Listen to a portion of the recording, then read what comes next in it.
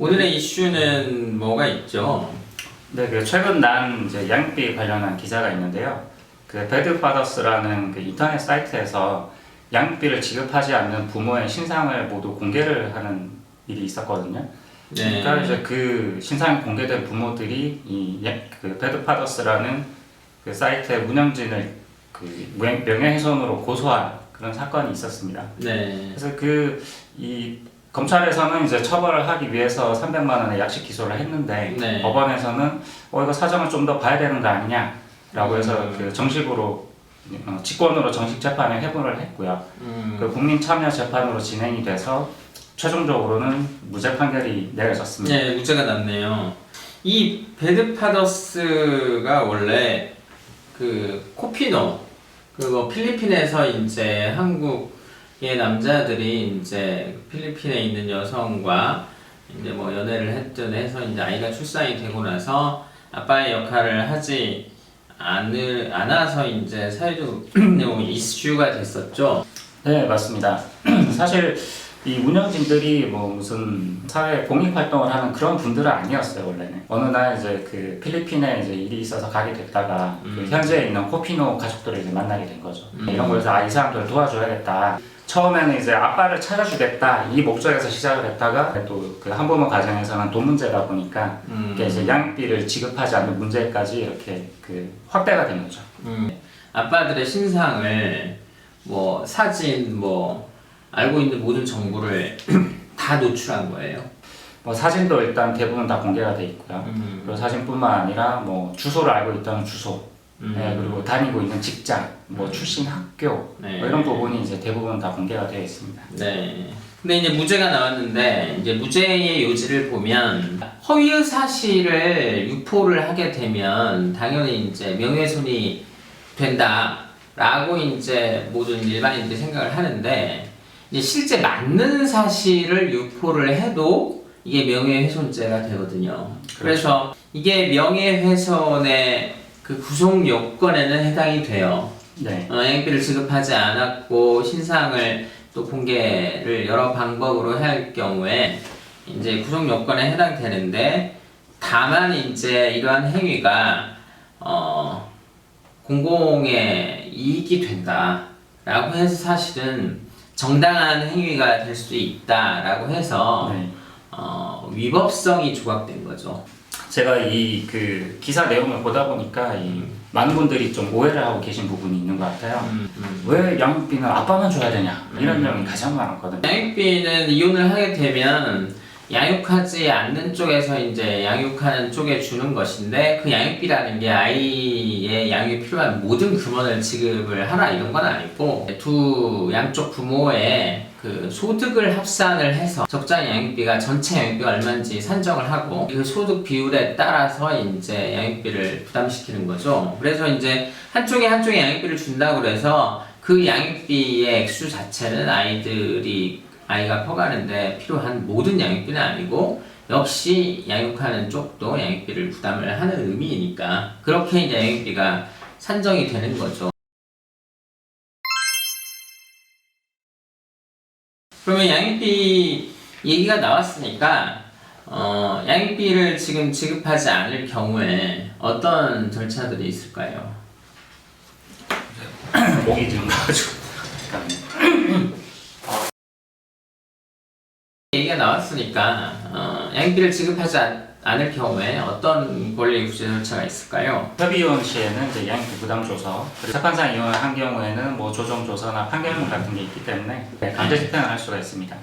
집행이 안 될 경우에는 우리가 이행명령이라는 걸 하죠. 그런데 이행명령은 왜 하죠? 이행명령을 신청함으로써 과태료 부과 명령이나 아니면 감시명령 이렇게 순차적으로 진행을 할 수 있는 말하자면 이제 전제 조건이 되는 부분인 거죠. 그렇죠. 이행명령을 한번 거친 다음에 그래도 이행을 하지 않을 때는 또 과태료도 부과를 하고 감시까지 할 수 있도록 그런 제도가 법적으로 지금 보장이 되어 있는 거고 직장을 다니고 있을 때는 그 직장을 상대로 양육비를 직접 지급해달라 이렇게 할 수도 있는 거죠. 그렇죠.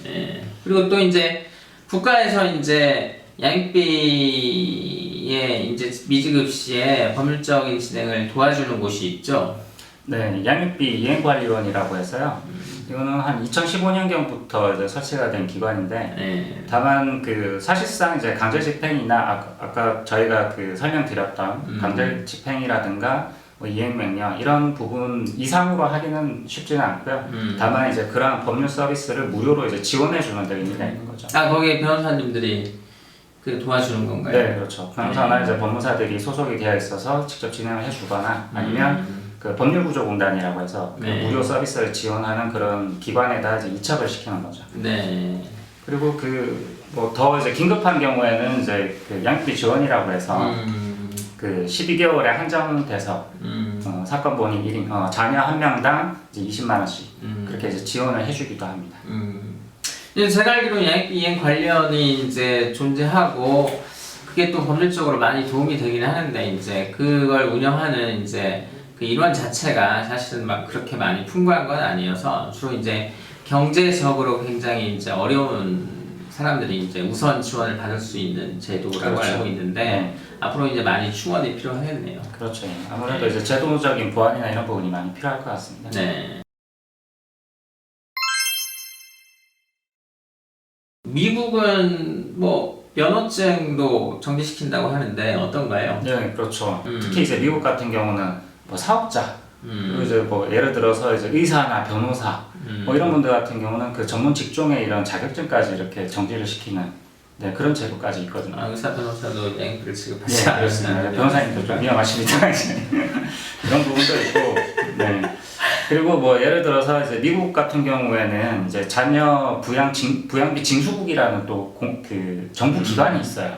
네, 그래서 이런 곳에서 이제 양육비를 우선 지원을 해주고, 그리고 자기들이 지원한 양육비를 이 그 양육비 의무자한테 이제 추징을 하는 거죠. 네, 이렇게 직접적으로 이렇게 그 정부가 나서서 그 양육비를 이행을 하도록 만드는 이런 제도가 비교적 잘 되어 있는 편입니다.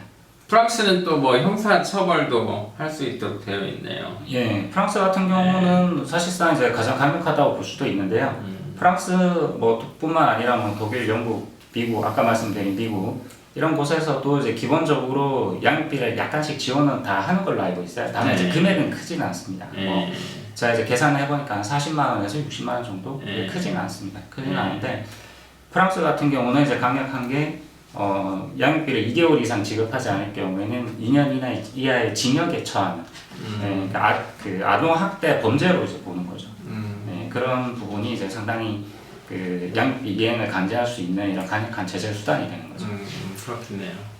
지금 우리나라 출산율이 너무 많이 떨어지고 있어서, 그러니까 뭐 예를 들어 1970년생, 70년생, 71년생, 72년생 뭐 이런 사람들이 100만 명이 넘게 태어났다고 해요. 근데 이제 지금 그 실제 작년에 출산된 신생아를 보면 뭐 25만을 좀 올라가는 그 정도고 지금 매년 뭐 몇만 명씩 그 떨어지고 있더라고요. 네. 신생아가. 네. 그래서 지금 너무 출산을 안 하는 게 사회적으로도 문제인데 아이를 키울 수 있는 좋은 환경 그리고 이제 이혼을 했더라도 양육비가 제대로 지급될 수 있도록 하는 환경 그리고 이제 국가가 이런 것들을 보조해 줄 수 있는 환경 이런 것들이 제도적으로 많이 보완이 되어야 아이를 낳아도 뭐 든든하다 그리고 키울 수 있는 좋은 환경이 된다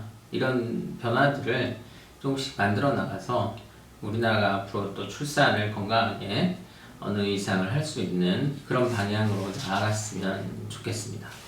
네, 갑자기 너무 대승적인 말씀을 하셔서 제가 깜짝 놀랐는데 결국은 뭐 이런 그 이혼을 했든 또는 이제 그 이런 서구 사례를 봐도 이제 미혼모 이런 부분에 대해서 결국은 양육에 아무런 문제가 없도록 해주는 그런 방향으로 점점 이제 제도가 진화를 하는 것 같더라고요. 네. 우리나라도 이런 부분에 대해서 이제 이런 그 사회적으로 이렇게 매장시키는 게 아니라 뭐 미혼모라고 해서 뭐 이렇게 배관시하고 이런 게 아니라 그런 경우라고 하더라도 언제든지 이 양육에 관해서 도움을 줄 수 있도록 그렇게 제도가 정비되면 우리 지금 뭐 이런 그 저출산 문제가 이제 심각한 문제로 대두가 되고 있는데 그런 문제도 자연스럽게 해결이 되지 않을까 그런 생각이 듭니다.